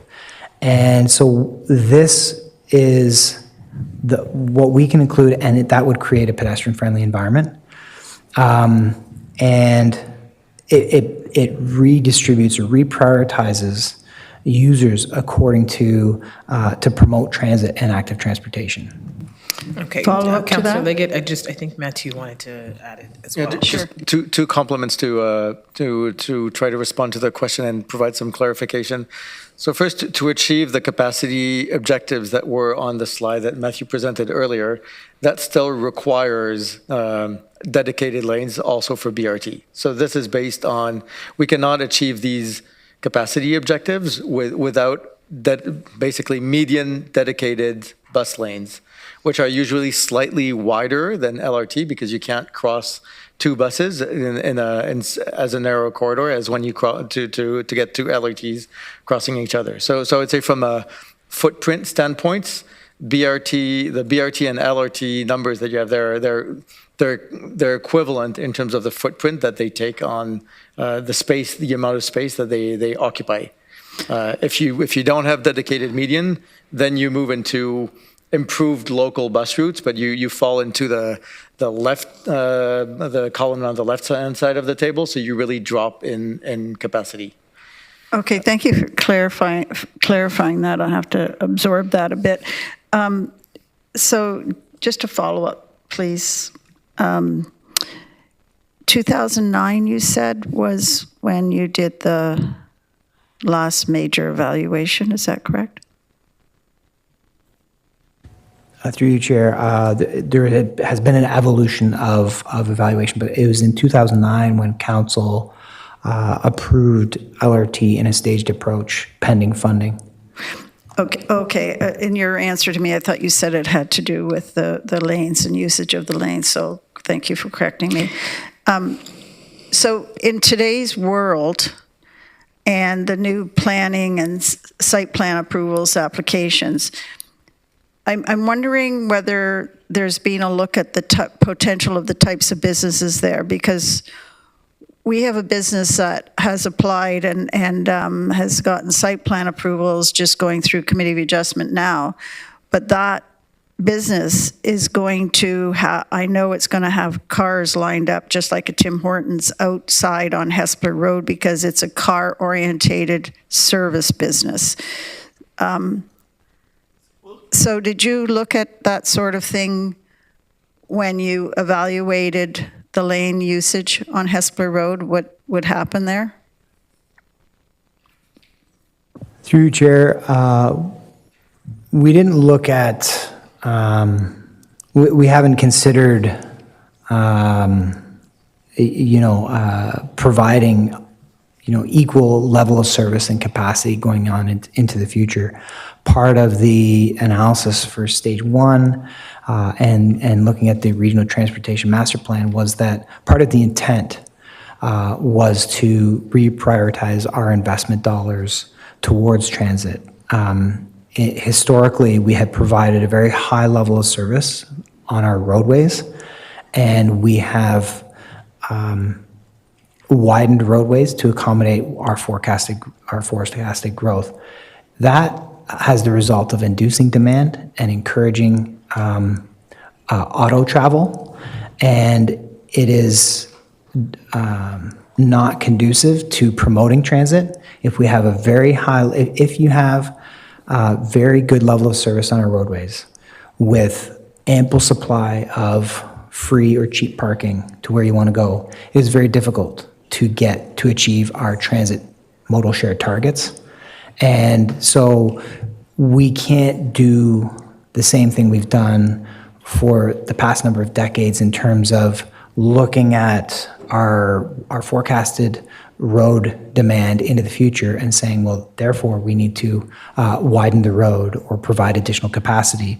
Part of the intent was add transit, get people onto buses and trains so that we can delay and defer our road widenings. Or in some cases, maybe they will no longer be needed. And unfortunately, some amount of, if we're going to do that, we will have to accept some amount of congestion. Typically, there are roads in Cambridge that are I live in Cambridge, that are challenging and the lines are very long. My experience is that they're very time dependent and they dissipate. So it may be for half an hour in the day or an hour in the day. And other than that, the road functions very well. So I think it's about what are the priorities. And I would say Hespeler Road corridor is what we found as staff. We had a lot of discussions, rapid transit staff, transportation staff, planning staff, and we recognized very early it cannot be all things to all people. It just can't, because if you make it serve one purpose, it can't serve another. There is a fundamental trade-off on Hespeler Road that it needs to be decided at a very high level. What do we want it to be, and what do we think it's going to look like in the future? And if we want intense development there, if we want mixed uses, if we want people to live on Hespeler Road, it needs to be pedestrian friendly, it needs to be transit supportive, it needs to have good active transportation facilities, and it needs to feel welcoming. Thank you, Matt. Okay, when are we doing comments? When are we going to be doing comments? Are we coming back? So I'm just going to say what's going on right now. Okay. So we have a number of councillors who want to speak. So I'm going to go through, and we've got about 15 minutes. We have to go into close for about 5. So I'm going to go through the first round, and then I think Councillor Wolf, you're kind of the last one on the first round of questions, and then we'll stop and go into closed and then come back. And Councillor Deutschman, you are up for kind of the second round if there are follow-up. Okay? All right. Councillor Hunick. Thank you, Chair. There are many members of the disability community who are fearful of riding the LRT in Waterloo and Kitchener because in the event that the train were to stop in an emergency where there's no platform, it's difficult, if not impossible, for them to disembark independently. I and my colleagues don't believe that accessibility should ever be an afterthought. So at this stage, if we are to proceed with LRT Phase 2, ION Phase 2, could we commit to having emergency foldable ramps on board. Through you, Chair, thank you for that question. I think that's a great idea. If, I can't speak to whether we may have those or what our emergency situation response is when a vehicle is disabled between. Right now, it's call 911. I would have to get back to you on whether we could, I think that's a great idea. I don't see why we couldn't consider having emergency ramps of some sort if we don't already have those, but thank you. I think those need to be costed as well. Thanks so much. Thank you, Councillor Hunick. Councillor Verbanovic.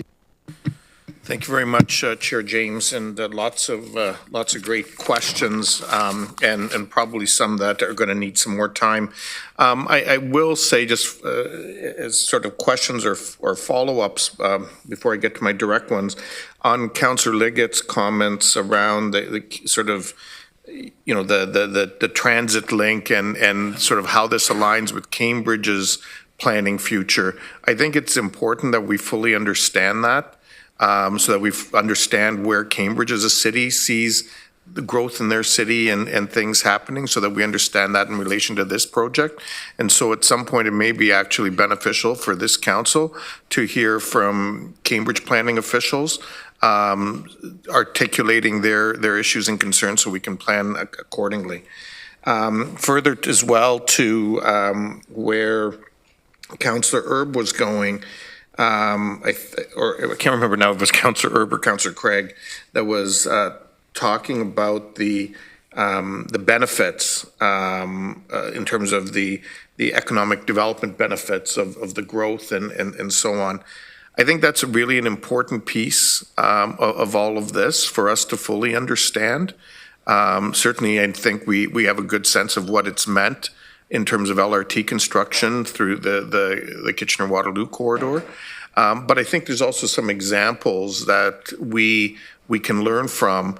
I think in particular of Highway 10 in Mississauga, which is under construction right now, which is a similar corridor to Hespeler Road in Cambridge. And I think sort of understanding and looking at other ones and really fully understanding what projects came and, working with those municipalities to understand which of those projects came because LRT happened in those cities or was under construction in those cities, I think will give us more, just give us a more beneficial information to help us make the best possible decision for this community. My two specific questions, have we looked at the notion of starting with the potentially the Cambridge piece of LRT, and then building the connection piece? In other words, going through the heavily populated area as phase 1, or phase 2A, and then the piece that connects Cambridge to Kitchener as phase 2B. Has that been looked at and as opposed to going the other way? Through you, Chair, we have not looked at building a separate system or staging it in that fashion. So what I'm hearing is building a separate LRT system in Cambridge and then looking at building a connection between the two systems. So that would effectively kill any potential benefits that we have by having an extended or connected system. As I mentioned before, those transfers have an impact on ridership. The more transfers you have, the less ridership you get, generally speaking. So if having a separate system would introduce where we have one now, we would then have two. And not very many people are going to take LRT, switch to a bus up to the LRT system, switch on to LRT, and then in all likelihood need to get onto a bus again to get to their destination. Not very many people, I think, would do that. So I think it would really limit the benefits we would have. So it would also create some duplication of infrastructure and facilities. So to date, we haven't looked at that, no.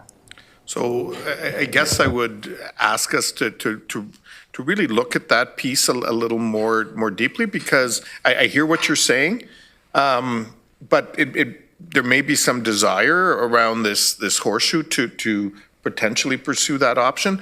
And I would argue with you that, you know, there's many examples, in fact, of where people are doing that, particularly in intercity connections. Might not be perfect, but we've got people taking go bus from here to Brampton, go train from Brampton to Union Station, and then connecting on in Toronto on subway or buses.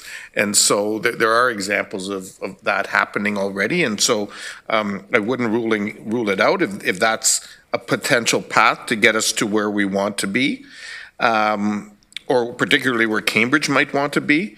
I think the other piece that we need to take a look at is, are there many examples where you do you start with BRT and then subsequently, so you have the dedicated right-of-way and so on, and I think maybe Calgary did this, and then ultimately end up with LRT at some point in the future. So you do your land acquisitions and your basic work now and you start the transit-oriented development and so on, recognizing that I do know that experience is that transit-oriented development doesn't happen as readily when bus routes can be moved versus rail routes, which are harder to move. So, you know, I think that would need to be factored in. But looking at that as an option, and then what are the throwaway costs if that was an option that was being looked at when you make that transition in the future from BRT to LRT? So I don't know if there's any comments or response to that. Sure, through you, Chair. It is, at a high level, possible to build a BRT system and then convert it into an LRT system. Ottawa has done it, others have done it. That would typically be in a situation where you are running at grade, and you can generally facilitate that.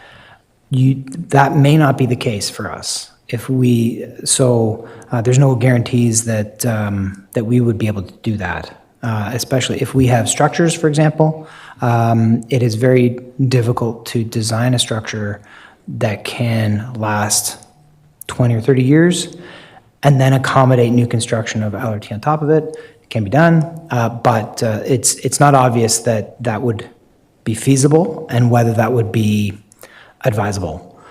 So that as much as I could say about that. At this time, I will also say that there's the inevitable disruption of having a BRT system service interrupted to build an LRT system. I will also say that BRT can incentivize and attract development when it is a sort of a gold, what is called a gold standard system that is very high quality, where you are investing. It shows a high degree of investment and commitment to a corridor and a location, and where those facilities cannot be easily moved. So you have stations akin to what we have now in Cambridge for the Ion bus, those very, very beautiful stations or bus stops for Ion bus. You know, that's the sort of thing that we're talking about, where the municipality, the transit agency is not about to move them. The private development community sees that, and I think that they would respond well. Thank you. Okay, thanks. You know, I think there'll likely be much more discussion around this, Madam Chair, and I'm certainly anxious to hear from our Cambridge colleagues in particular in terms of where they see this potentially going in their own community. Perfect. Thank you. Thank you, Councillor Urbanovic. So I have Chair Redmond and Councillor Wolf, and then we're going to break and go into close. Thank you, Chair James. I have, I think, about 4 questions. I'm going to get your pens out because I'm going to just put them all together for the sake of expediency. There's been a lot made of the sticker shock of the fact that we're talking billions, not millions. Has the math been ever done at phase 1 in 2023 dollars, what that would have looked like? If we were to build phase 1 today, could we translate that into 2023 dollars? I think it would be an interesting exercise for comparison. Can Councillor Bavanovich has already talked a little bit about lessons learned from other systems, and I think it was Peel that had a BRT system, and I'm wondering what data, because I have always subscribed and believed that this is as much a planning tool as a transportation tool. So I would like to know the analysis we have that the rails help prevent urban sprawl, which I think is something that we're all very conscious of. And so building up rather than out, as well as I think it's 3.1 or so billion dollars that went into Kitchener-Waterloo. I would like to see that. The result for Cambridge in phase 2, and I know that there's been lots of consultation in Cambridge. This plan has been around for decades, so I would be interested to sort of have that teased out. And do you keep track of the migration and where trips are initiated? And I guess there's been some reference to whether or not all of Cambridge would get on a bus or a train. And my sense is that there's a lot of migration between Waterloo, Kitchener to Cambridge. And certainly people live in one area of the region and work in another, and I'm wondering if those stats have been tracked at all on the current LRT.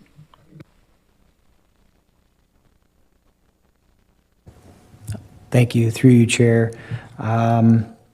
The great idea about comparing stage 1 to the current cost estimate, sort of apples to apples, the same dollar year.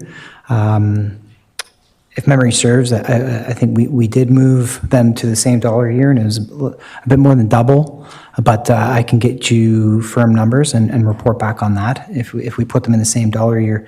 I will say even in doing so, stage 2 is still more expensive for various reasons, infrastructure challenges, project challenges, but also the significant inflation we've seen in the last few years, and also how the market handles risk within the P3 context as well.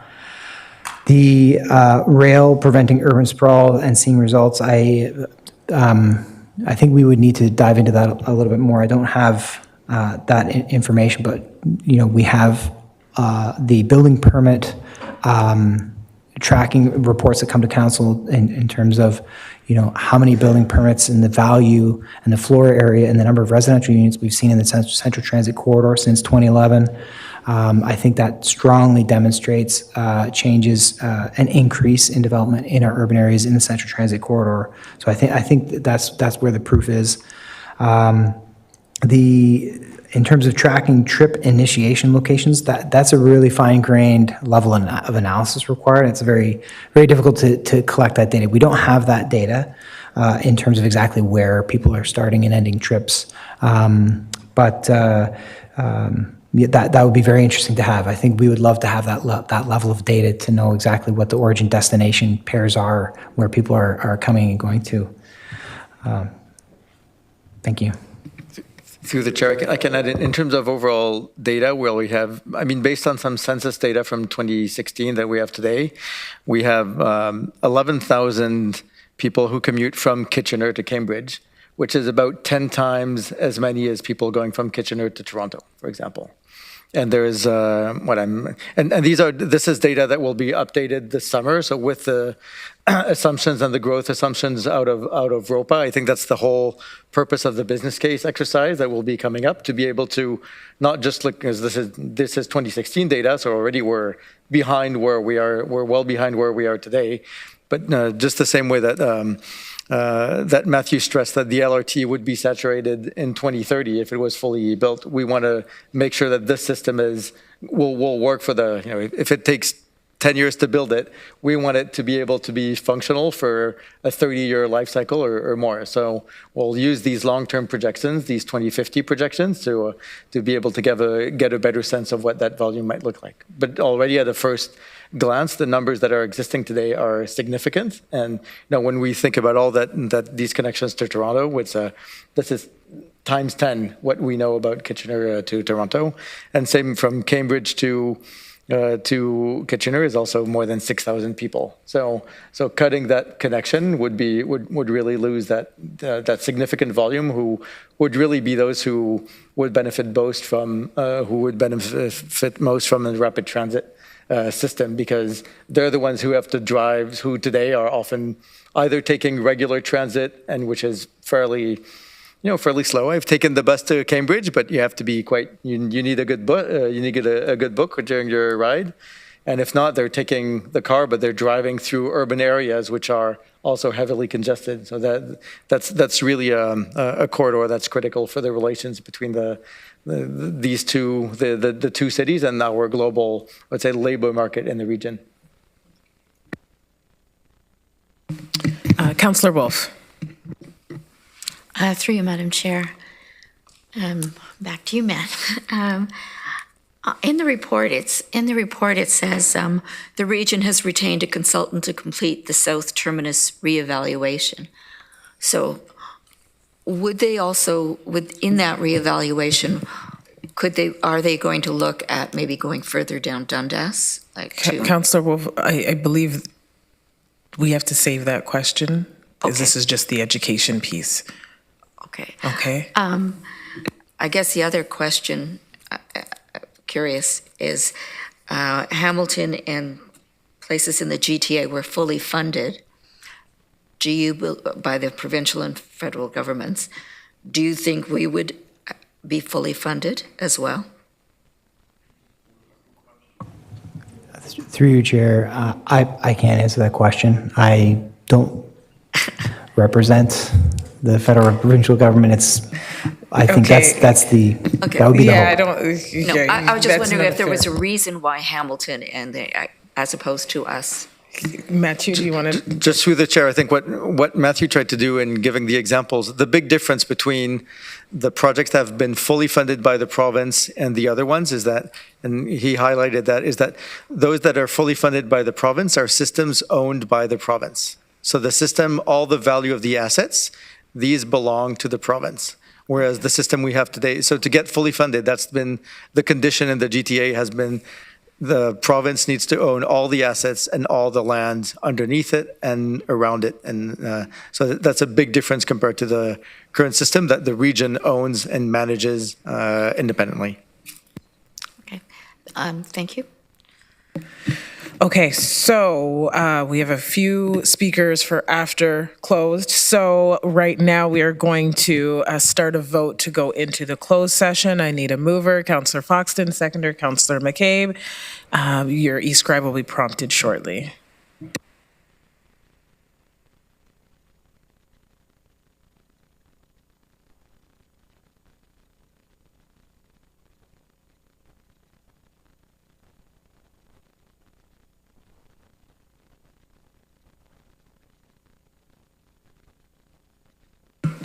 Okay, that's carried. We will reconvene downstairs.